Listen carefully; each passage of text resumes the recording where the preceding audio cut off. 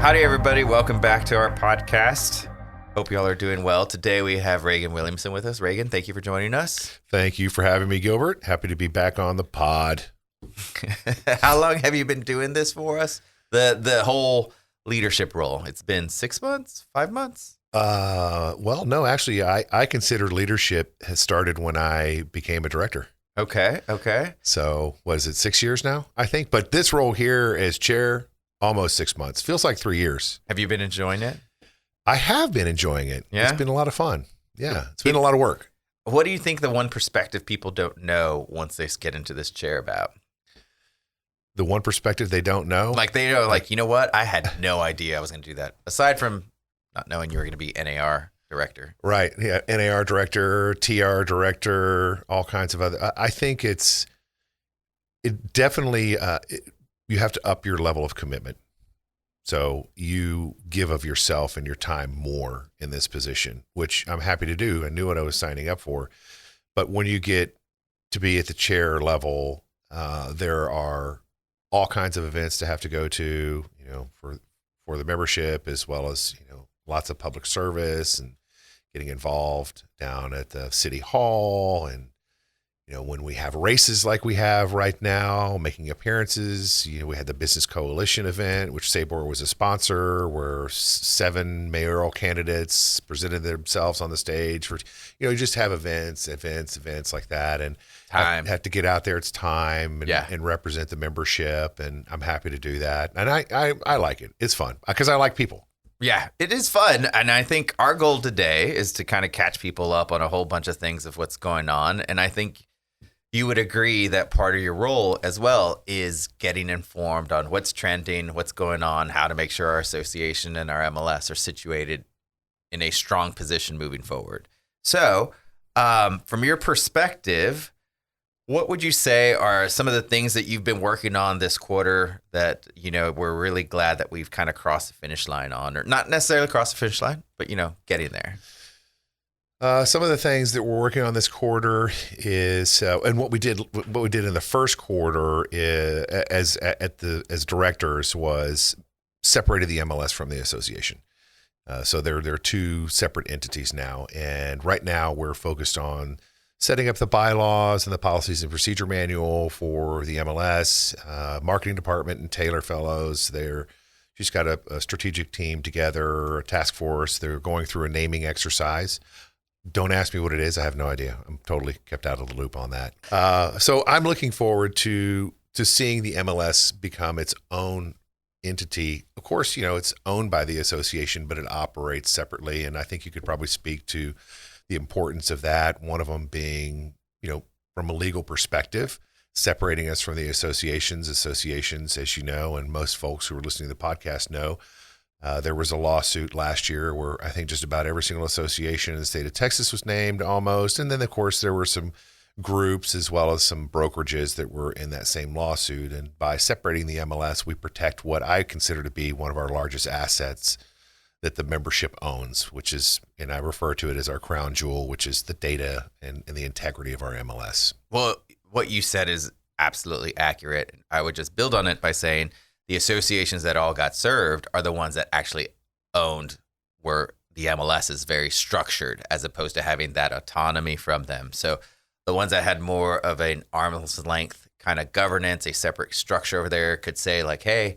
it kind of exists over there. We're just a shareholder, those are the ones that were more insulated legally. Mm-hmm. I think people want to know why, though. Aside from legally, is there another why that we have come to this point to where we're trying to create these other entities?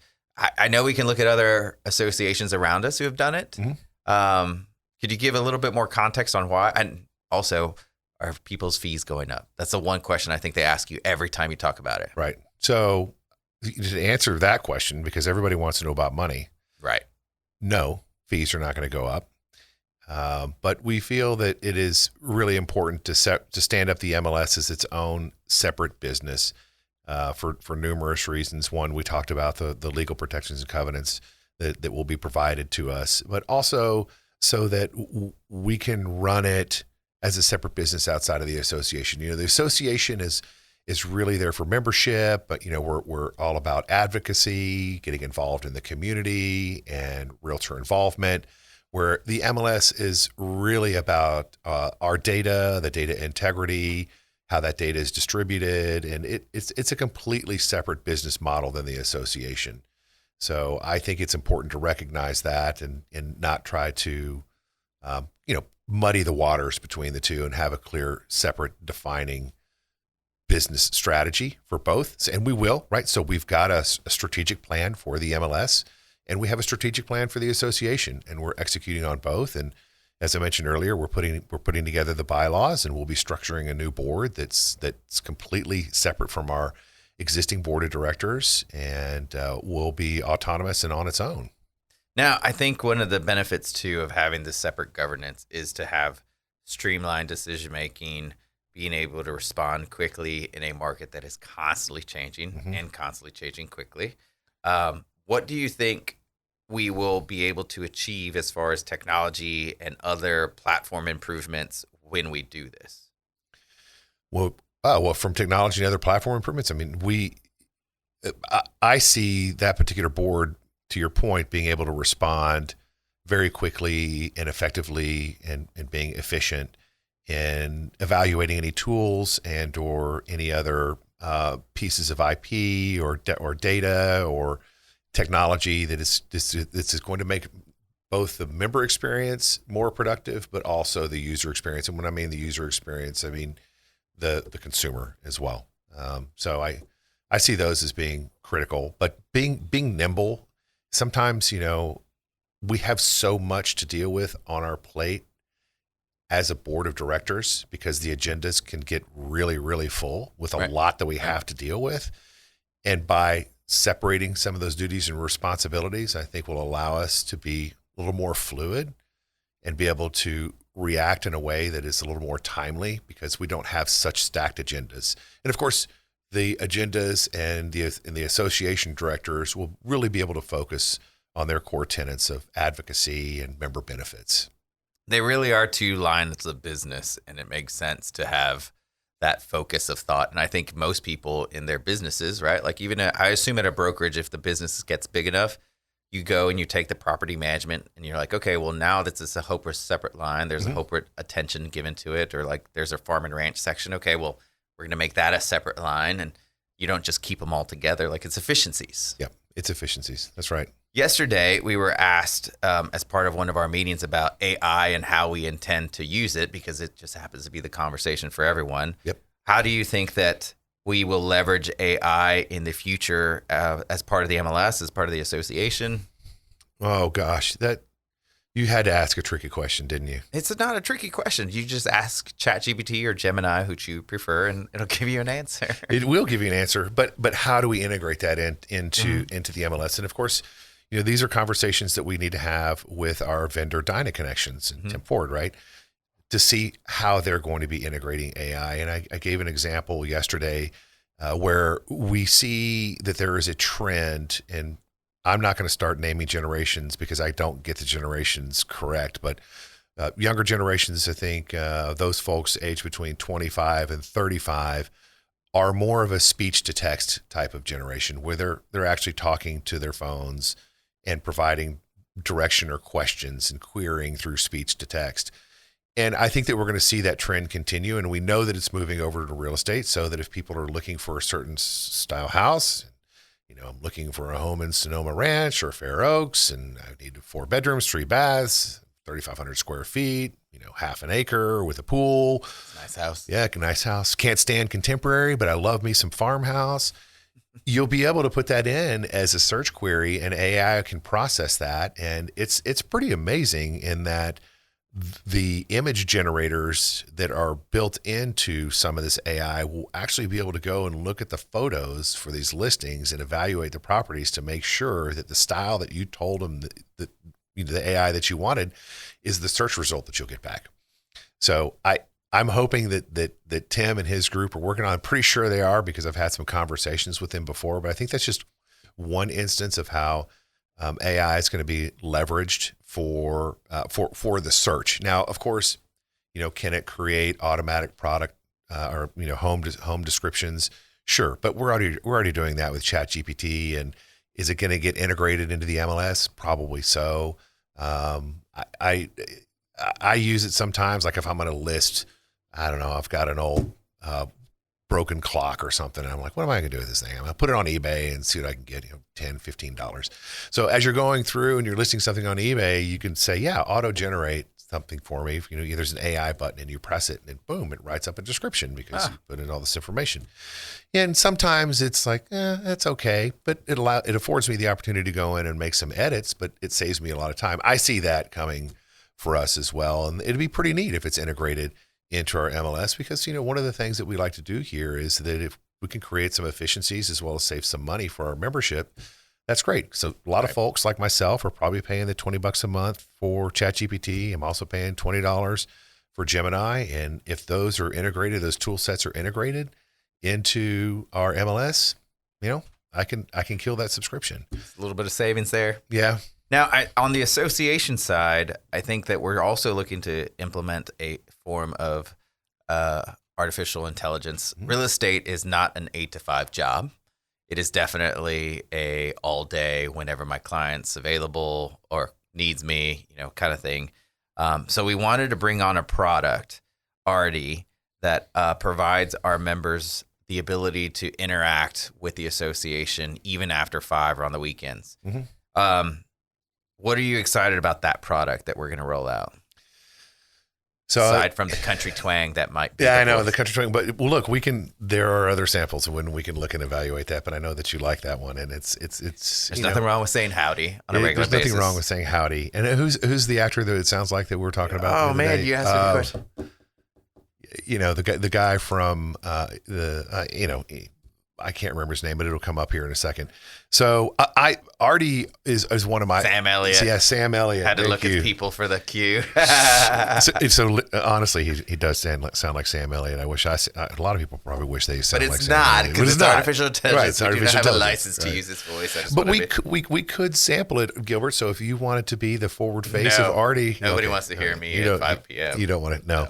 So but ARDI's great because then this one is a little bit close to me because I met Curtis, who is the owner, founder, and developer, at a conference. And this is, I think, a really great example of why we go to conference, so that we can meet folks and have conversations with folks. And this was just one of those weird universal collisions where he sat down next to me to have breakfast and we started talking. And I said, that sounds really cool. I want to connect you to our VP of technology, Keith Jones.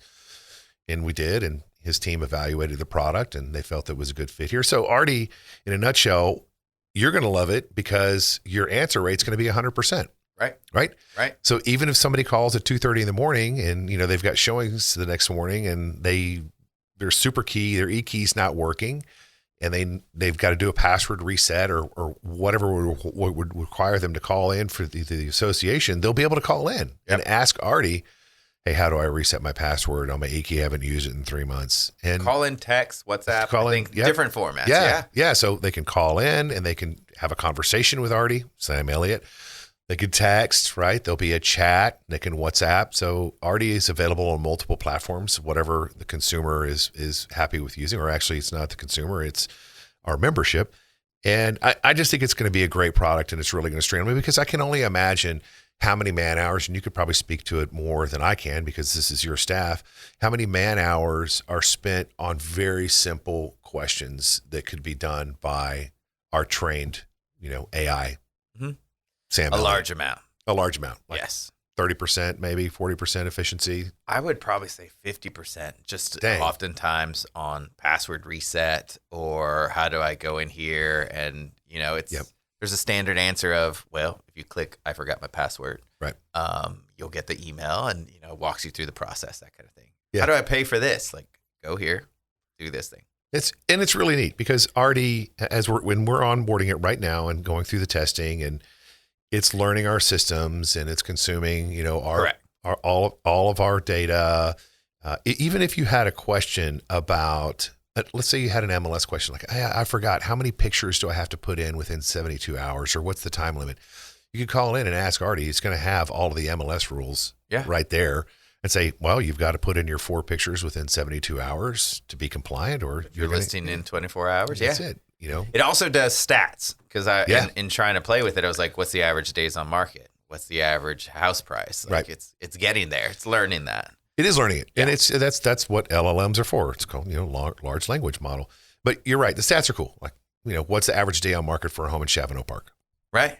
Yeah. It's like, it'll be able to tell you. So it'll make efficiencies for the membership, and it's going to make them smarter. That way you can call on the way to your listing or on the way to your showing. Like, hey, if I could ask these questions, let me ask it real quick. Right. But it won't help you with gate codes. No, no, that's a different AI bot. Yeah.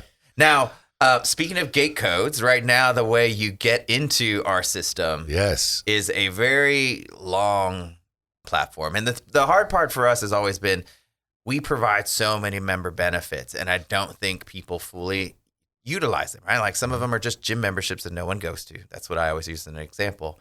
And I think part of that was because you used to go to the sign-on page for the MLS, and you would always just click on that first one that said MLS. You never scroll down to see, hey, look, there's all these other products that you're offering me. Right. Tell us about our new single sign-on platform, the new gate to all of our technology. Yeah, this is another one that happened at a conference. Yeah. Right? I mean, it happens. I know people want to know, the membership wants to know, well, what's going on at these conferences? Well, here's what we're doing. Right, we're doing research, and we're bringing back the best products we can. Bringing back the best products that we can for membership and the association, so that everybody can be more efficient with their time. So, the glass panel's really neat. It's developed and owned by a company called Solid Earth, which I think is kind of a weird name for a glass panel. But what glass panel means is that it's a single sign-on platform, and you'll be able to sign on and I believe 2 different ways. It'll have 2-factor authentication, right? So if you sign in to your Chase bank account. Sometimes it'll say, hey, I don't recognize this, put in a 6-digit PIN number, and it'll text it to you, right? So we know what 2FA is.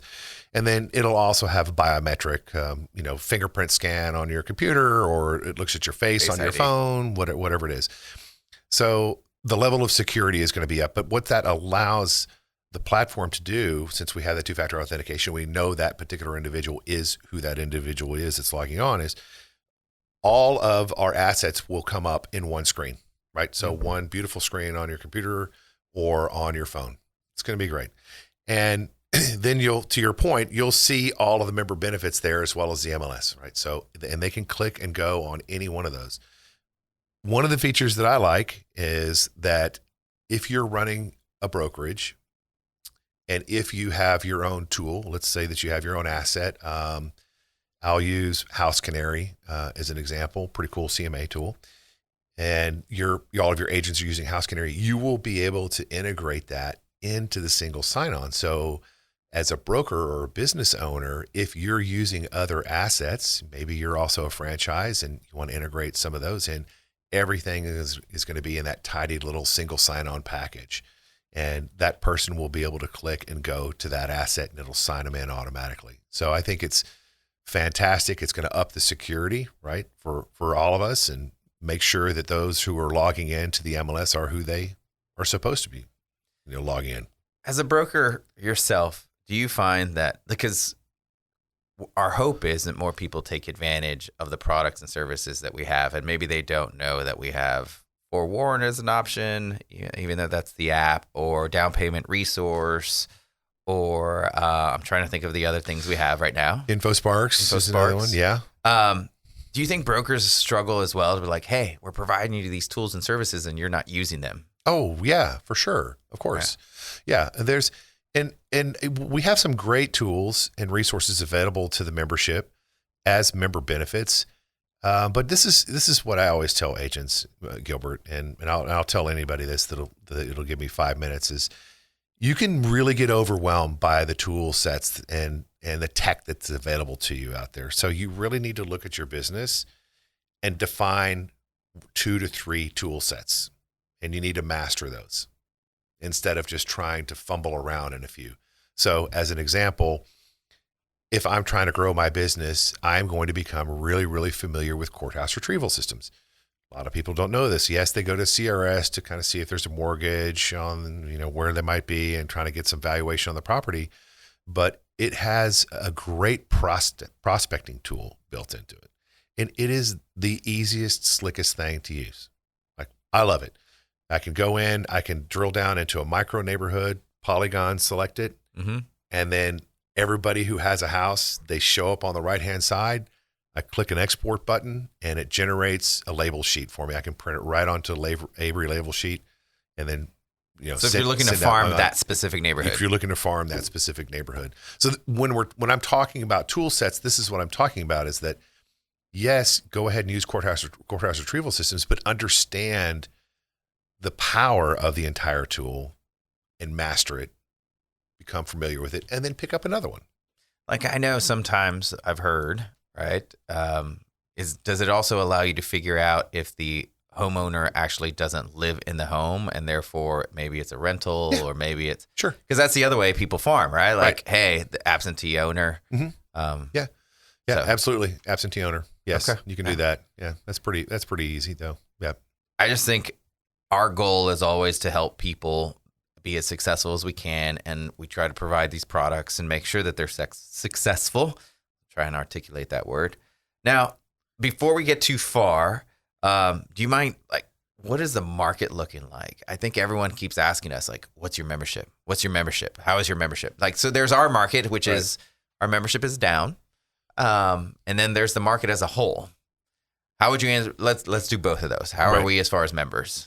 Well, I know membership is down, but I've got some stats in front of me here that the new member count year to date is 790. So while we did lose some old members that were with us before, we brought on 790 new ones. So we're seeing some folks maybe have a transition out of the real estate and maybe pursue another career, or maybe they were part-time. I don't really know, but I like to see that we have 790 new folks that rolled in this year. And I've been to a new member twice. I think we've had 2 this year, maybe 1. Most of them are all new. Yeah, most of them are all new, and it's a full room. We've got 120 to 130 folks in that room at any time. So numbers are down, but we're also seeing people enter the business as well, which is really what we like. And to your point, the other day you said you were wandering around aimlessly. No, I know you don't do that. You were wandering around checking. There is a valid point to wander aimlessly. There is, but you made a comment to me that I walked down to the Realtor Academy and every single classroom was full. So if it's a great indicator, it tells me this number will continue to grow if we have that many folks either working on accreditation or they're working on CE, that they're either going to come into the business or they're going to stay in the business. Otherwise they wouldn't be there, right? Yeah. So seeing that is a great indicator. And, this happens, right? This is the ebb and flow of the real estate business. It's never steady Eddie at all. No. It's the ebb and flow, and we have to learn to deal with it. And we're not the only market. I've talked to my other, chair peers in the other 3 big MLSs in Houston, Austin, and DFW. They're down 5% as well, but we'll all recover. The market will turn, and some people have said, what is your opinion, that a lot of people got in during that surge of a real estate market and they thought, hey, business is always this way. Easy money. Yeah. Yeah. And I think maybe they're figuring out, okay, it's not that easy, but you talk to folks who have been in this business for years and they're like, Gilbert, this is not a bad market. Like, in compare, this interest rate is not a bad interest rate. This market is simply steady. Like, how would you describe the market? Because a conversation we had with a broker was, when the market's great, everybody comes in. And when the market's bad, everyone leaves. But right now, it's not a bad market. No. Yeah. We're transacting. It's not on fire pace like we had There's before. There's not 20 offers on one listing in the first 2 hours. Well, it depends. Maybe it depends. It depends. It all depends. Price, I guess. Yeah, price pays, and also just price point as well. And we'll talk about that later here. But I remember when I got into real estate in 2007, and then the bottom fell out, and that was a tough market. I mean, it was brutal. But this market here, it's just it's steady. It's a little bit slower, but it's steady. But we're transacting. We're getting deals done. Consumers, yes, they are getting used to the idea of these 6.5% and 6.75% interest rates. I think if anything, what's challenging us the most is the sellers who are sitting on a large equity position in their house, thanks to home valuations increasing over the past 5 years, and they're at a sub 3% interest rate. They're like, I don't want to move. They may need to, but they're not going to. But eventually, they will. They will have to, move to the next spot or downsize or whatever life calls them to do next. That's been a little bit of a challenge, is lack of inventory. But me personally, I've been seeing a lot more inventory come on in the past 2 months. So perhaps there's a mental shift with some of those folks saying, hey, this is the new normal. We're never going to see 3% again. And if I take that equity and put it all down on the next house, I'm probably going to still be at the exact same price point or payment, right? Right. Yeah. Payment. Yeah. So they're going to deploy that equity. That's right. And they can do it tax-free. Well, assuming that it's $250,000 or less if you're a single person, and $500,000 or less if you're married. But yes, redeploying that equity, and then maybe they're going to downsize or upsize. I don't really know, but that's the great thing about home ownership is we always talk about generational wealth, and this is a wonderful example of generational wealth being created and seeing equity positions increase significantly because property valuations are up. That's why we buy real estate. That's why we all do this. At least I hope that's why we all do this, to help people be a part of that American dream, right? Mm-hmm. Now, a lot of some of that stuff is policy. Some of that stuff is happening outside of our market. We're subject to it at the state and the national level. Mm-hmm. Is there anything that you want to tell our folks about that's happening at the state or national level in regards to any of this stuff? Well, at the state level, we're constantly having tax reform and property ownership rights. I mean, they're always working on that. So we're looking at some legislation, hopefully, that will increase your homeowner's exemption at the state level. At the national level, and I'm glad you asked me about that because we're getting ready to go to Washington, D.C., right? Where we are, yes. And these meetings are all legislative meetings. And there's still time for some of y'all to come and join us. Yeah, there is. I mean, it starts on the 31st, and you can still register, and you can still get a flight. So let's go. Let's go to D.C. It's going to be great. But one of the things that NAR is working on very hard for us is Tax Cuts and Jobs Act, the TCJA. I don't know if you've heard of that, but it's some legislation that was set in 2017, and they want to extend it. And some of the things that I pulled out of this legislation that I want to share with our membership that I think is really fantastic is there was a poll done by NAR. They didn't do it. They hired an outside third party. I can't remember who it was. Public opinion strategies, right? So they did this poll, and they were polling, the membership, and 83% support a new 20% tax deduction for independent contractors and small businesses making less than $400,000 a year.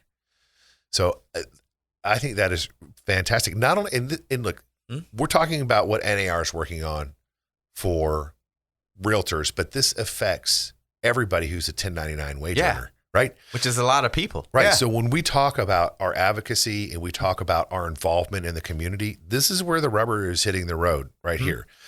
Yes, it's going to affect us as realtors because most of us are 1099 independent contractors.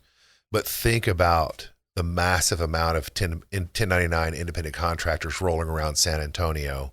A lot. Who are going to benefit from it. If you're not making $400,000 a year, you could stand to see a 20% tax deduction, right? And what you're having to pay on your taxes from your wages. That's incredible to me. No, I agree. Yeah, I think that's wonderful. And then there's also a lot of support. There's another part of this legislation, and this is all in the TCJA. People can look it up and they can go become familiar with that. Is 80% of the support, they support tax incentives to investors to encourage them as far as economic growth and development in underserved and poor communities.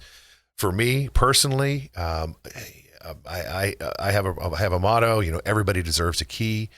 I love to see that there's going to be tax incentives for these developers to come in and provide housing for these underserved and poorer communities, because everybody needs a roof over their head. Everybody needs a key. They need a place to live. Yeah, absolutely. And I think it's an underserved area personally. And I love legislation that supports the developers to go and serve that particular market segment. I like it. Now, one of the things that has come in, is there anything else that you see rolling out in the coming months, either association side, stateside, meaning Texas Association, or the National Association? Well, we just talked about the National Association right there, which Yeah. I think that I see that rolling out.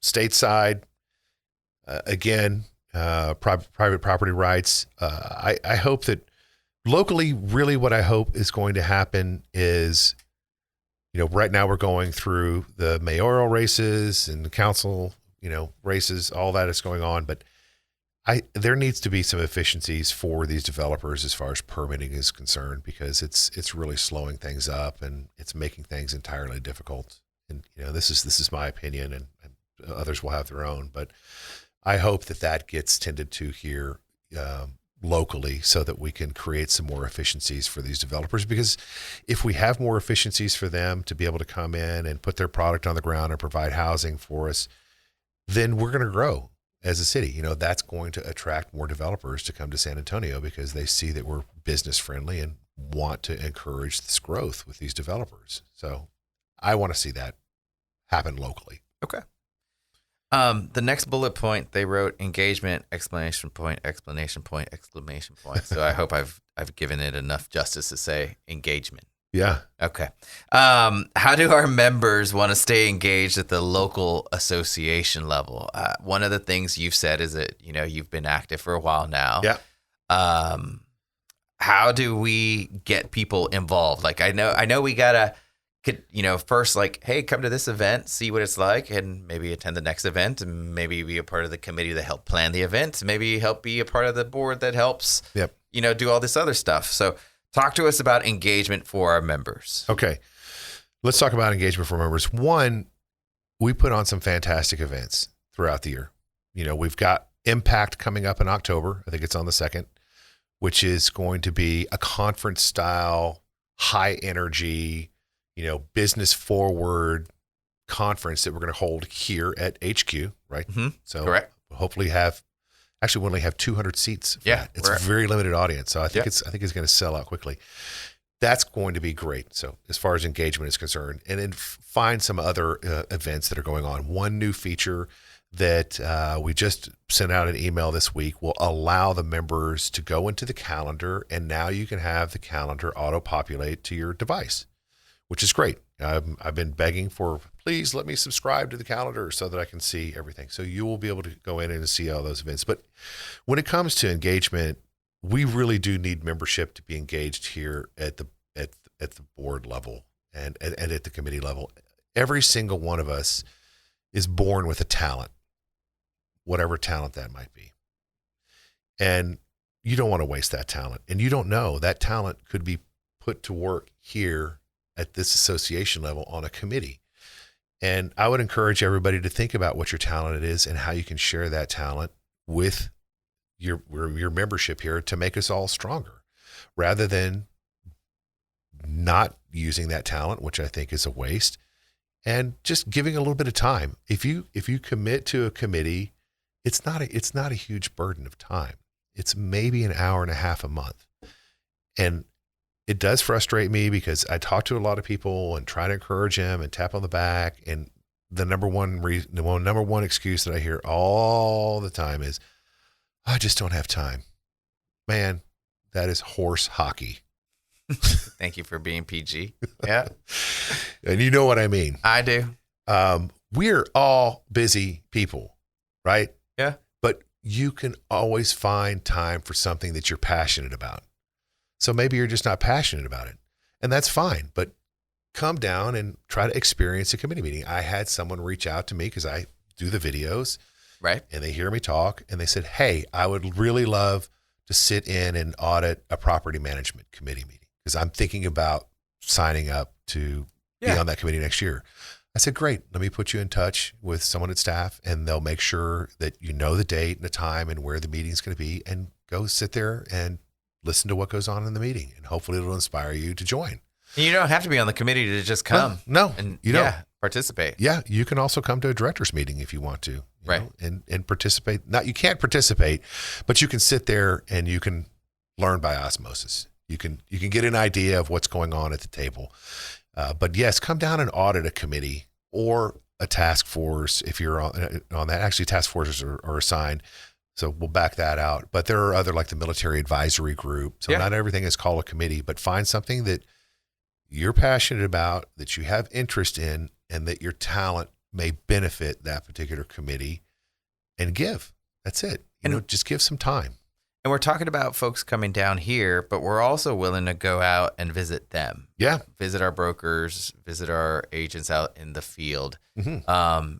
And the great associations are the ones that the members are involved and the members are heard and the members are participating in the structure. And I think we try our best to get as much information as we can. We do.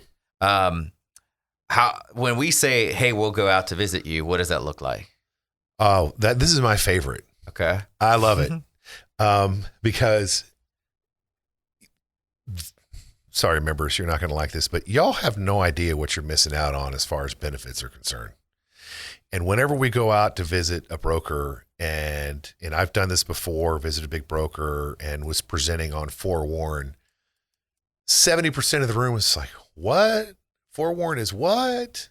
And I had my computer and I demoed it on the screens, and their jaws were on the floor like, that's a member benefit? Yeah, like, yeah, all included. Yeah, but I know the old adage, realtors don't read, so I know you didn't see your email, but we're here, right? So we're going to hit multiple touch points, and I'm going to get this message out to the membership one way or the other. You're going to hear about it, because once you find out about these member benefits, then you start to get really excited about, well, what other member benefits are there that I'm missing out on?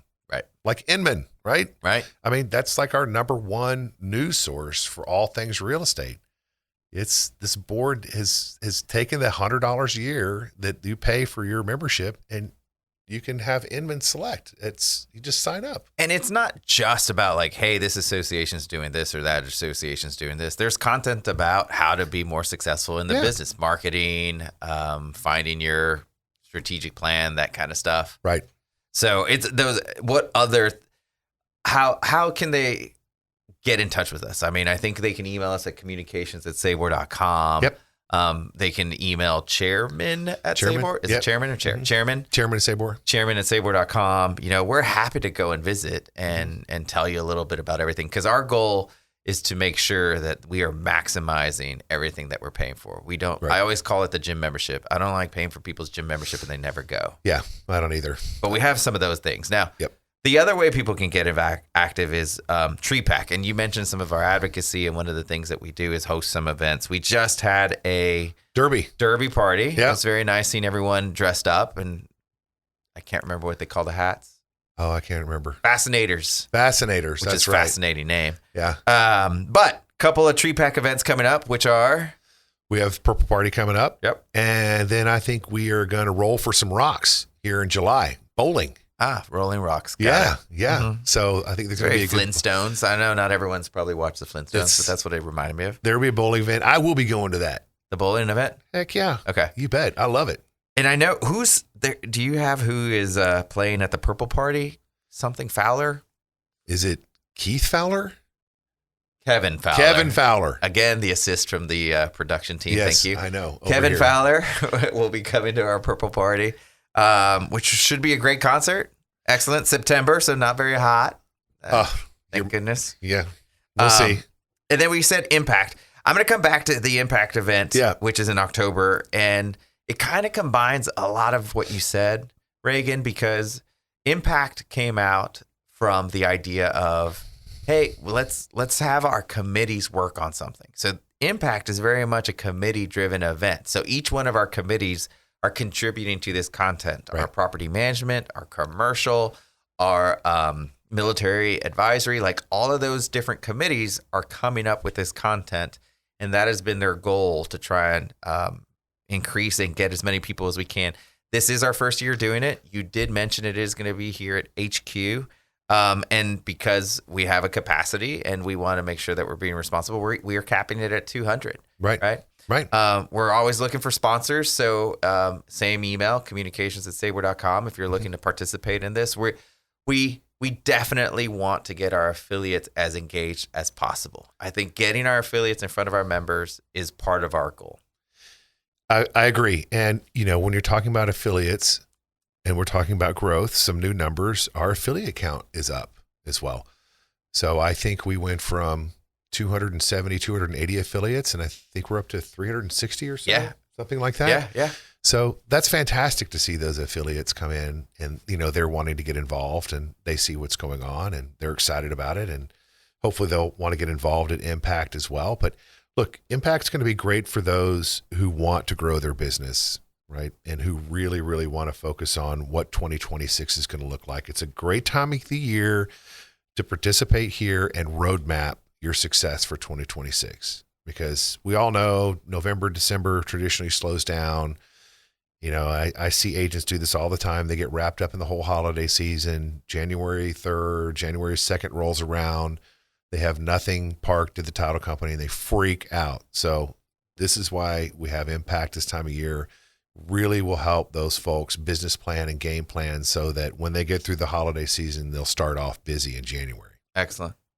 You were talking about, this is kind of our midpoint as far as your leadership train has taken us. Yeah. And two-part question. Okay. What is it that you're most proud of that we've gotten through, right, this first half of the year? And what are you looking forward to helping us, get to the remainder of your time here? Okay. So, we've already talked about the association and the MLS, separating those two business entities and getting the MLS stood up. So I'm really happy and proud that has happened. It's been about a 2.5, 3 year process. Yeah. It's been a process, but the rubber has met the road and we are moving that forward. We talked about ARDI. I think that's fantastic. I'm excited to see ARDI as a new piece of tech come in and really help efficiencies with our membership. And I know we have a couple of other things in the works for expanding our MLS services to some other associations that we're talking to. And we have brought on a couple of associations. I brought on Beeville, but that happened last year. And of course, Uvalde, but we are having very fruitful conversations with other folks to expand that footprint in South Texas and really kind of own the South Texas landscape. So while there's NDAs in place and I can't really talk too much about who we're having conversations with, I can share with everybody that I'm excited about the potential growth strategy that we have going on. We're really excited. You really want the views on this podcast to go up. I got you. Well, I mean, if they are going to subscribe to this podcast, which they should, we look forward to them being members of our family. Because when these do happen, we'll drop them here and they'll know and they'll be excited about it. Absolutely. Yeah. A couple of things, I know that have a note here about reflecting on leadership visits and member feedback. A couple of the things that I've really enjoyed as I went out to TRLP, I think they were at the Flying J out in Bandera, and Brian had me out there and I got to open up that day for the class. And I thought that was great because I had a really good conversation with that room. And it was a full room. I mean, I think we have probably at least 25 to 30 folks that are signed up for the TRLP class this year. I enjoyed that personally. That was a great morning for me. And I also like to do the new member orientations just because I see a lot of new faces. They're like, who's this guy? What's he doing? And then we have, kind of a fruitful conversation. And that's when I pound them all pretty hard about the 2 member benefits that you hear me say all the time is get your forewarn and get your Inman. Do it right now. Of course, everybody's whipping out their phones and they're doing it, but that's what it's for. I mean, that alone is the main money savings. And you're net positive on that for the year, for sure. Like go out and subscribe to those on your own. You're going to spend $800. Get it through the association, you spend $100. I mean, how is that a no-brainer? And it's pretty easy for those that are listening. Go to About Us, scroll down to Member Benefits. You're there. It's easy. It's that easy. Now, in your role, you get the benefit, luxury, and the burden of hearing everything from our members. They all come to you. They're like, Reagan, this is going on and it's awful. Yeah. Reagan, this is going on and this is great. Reagan, why aren't y'all doing this kind of thing? Like, how would you describe, or what's the most common thing that you're hearing from? What's the most thing that you're like, you know what, this is a pressure point, like, or people are really excited about this? Like, just tell me about your conversations you have with members over the last 6 months as chair. Well, it hasn't been, I've been warned, right? Like by previous chairs, like, okay, this is going to happen. I've only had like 2 or 3 phone calls that have been, people that are frustrated. So that's great, because that means that we're doing the right thing for folks, right? So I like hearing that, because I was concerned. But again, as a broker, an active broker or a broker of record, I'm used to difficult phone calls. It happens all the time. It's not a big deal. But from the membership, I think what I'm hearing most from the members is that we're moving the needle a little more quickly this year. We're trying to really get a lot accomplished this year, both on our non-dues revenue, which the MLS will play a large part of that. But I haven't heard much complaining. We have a couple folks that like, hey, can we tweak this? Or what do you think about if the MLS functions this way? And I say, those are all fantastic ideas. Let me get you in touch with Katie, KGR, she's the chair for MLS. Or, they have questions about what's going on in GA or, YPN, whatever the other committees are. So seeing that is great, because that means we're getting more and more members engaged. And y'all correct me if I'm wrong. If I am, y'all reach out to me. I don't have many dissenters out there that are too terribly frustrated with what's going on here. I think we have made a lot of positive changes over the past couple of years to increase efficiencies and the way that we have, outreach to our membership, as well as delivering superior customer service. And, with the introduction of ARDI, I think that they're going to be really happy that it's available 24/7 and they don't have to wait till Monday to get a simple issue resolved. So I would say by and large, from what I hear from the members, the sentiment's great. They're happy. Do you think that most people assume everything can be done with, the turn of a page, the Reddit? Yeah. And now, having gone through it, you said, for so many years, like, you realize some of these things coming to fruition have actually been seeds we planted years ago that are finally manifesting themselves, right? Right. And, I'm really glad that the things that we've planted then have come to yield some great rewards, and our members are finding value and all that. And our goal is always to continue to make sure that we're providing a product and we're providing a service that they're proud to be a part of. Yeah, mine too. And yes, a lot of seeds have been planted, and we are still sowing seeds. Yeah. Right. I mean, plenty.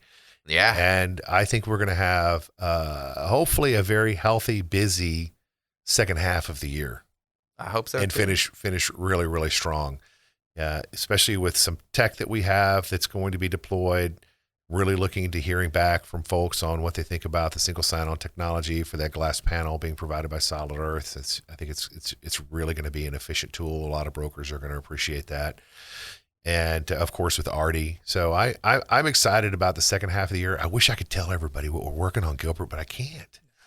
Just gonna have to wait. You're gonna have to wait for the big reveal. But it's very exciting, and and we're gonna be working on it a lot when we're up at NAR here in a couple of weeks, and we have another leadership summit that we're going to as well, where we do a lot of discovery and meet a lot of folks and some industry insiders, and making sure that you're listening and having those conversations with the right folks is really critical, and then connecting dots as well. So that's what I like to do. Here's what I think most people don't know, which is the best associations for us are the ones that have the members engaged. And I always stand behind the idea of, if we're doing something wrong, tell us, because then at least we can fix it. Right. But I don't want to necessarily paint it as tell us what something's wrong. I'm trying to say, when we talk to our members and we get this input, we are better able to, those are the seeds that we plant. Because yesterday, for example, you and I had a meeting with a brokerage, and they're like, hey, you know what? Our team doesn't really want to watch a 2-hour video on MLS training, but if you turn it into chapters and you make little snippets, That would be great. Good feedback. Absolutely. So, I mean, I don't know how we can encourage our members, like, hey, email us, call us, fill out the surveys that you get. Right. If you see us, just say, hey, have you thought about this? This is a pressure point. Have you thought about this? Mm-hmm. Oh, I heard about this product. This would be great. Not all seeds come to fruition. Mm-hmm. I mean, as someone who's planted tomato plants and has never gotten a tomato, right? But I think that's because I spend all my energy making sure that the seeds here we do at the board actually come and bear fruit. So, I mean, how do we encourage people to give us those ideas? Easy. At least I think this is easy. And for those that are listening, I want to encourage you to know that the lines are open here. Like, I hear and I pay attention and I listen. I know you do as well. But if the membership doesn't reach out and if they don't, integrate with us, they don't interact, if they're not involved, then we're kind of working in a vacuum. So we really need that engagement from our membership to reach out to us and say, hey, you guys are doing this great with maybe a tweak here, or what do you think about this? So we need to hear from them. We just need to hear from our membership instead of just kind of cruising right along and assuming we're doing everything okay, because I want to know where we can make improvements. It can always get better. It can always get better. I want you to close us out with one message you want every SABOR member to take away from this check-in that we've done today. One message from every SABOR member? Okay. It's a challenge. It's not a challenge. This is an easy one. This is an easy one. Your voice counts. Your voice counts. But you've got to use it. None of us here are mind readers. So make sure that you're using your voice and you're using as we all like to say, use your words, but really, use your words and reach out to us and give us some feedback. Good, bad, ugly, positive, whatever.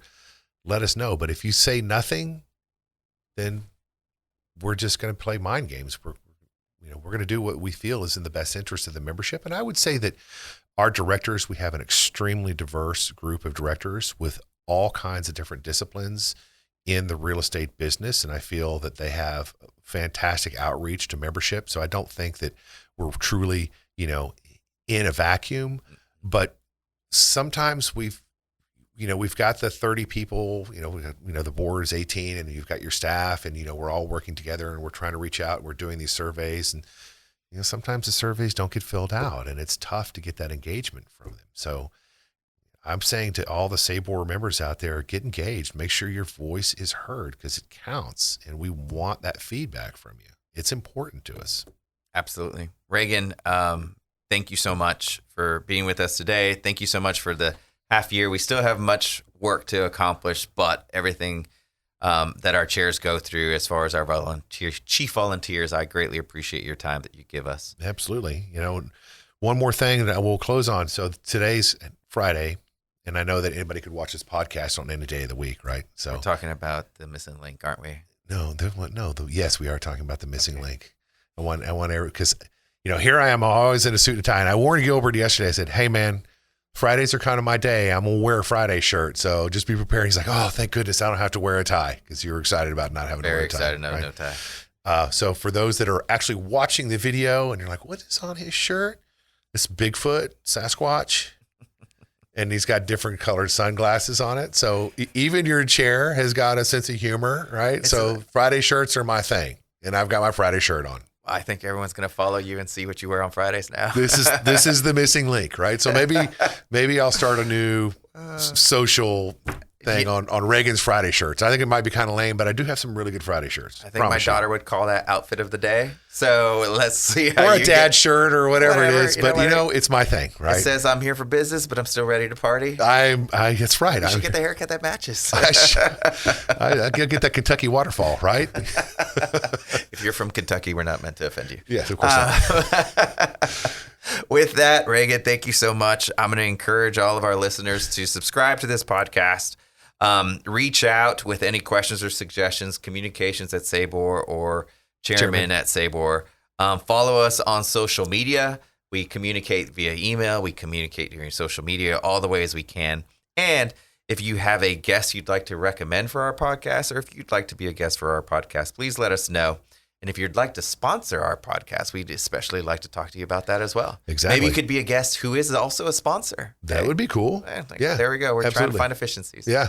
Thank you, everybody, for listening. We'll see you on the next one. All right. Take care.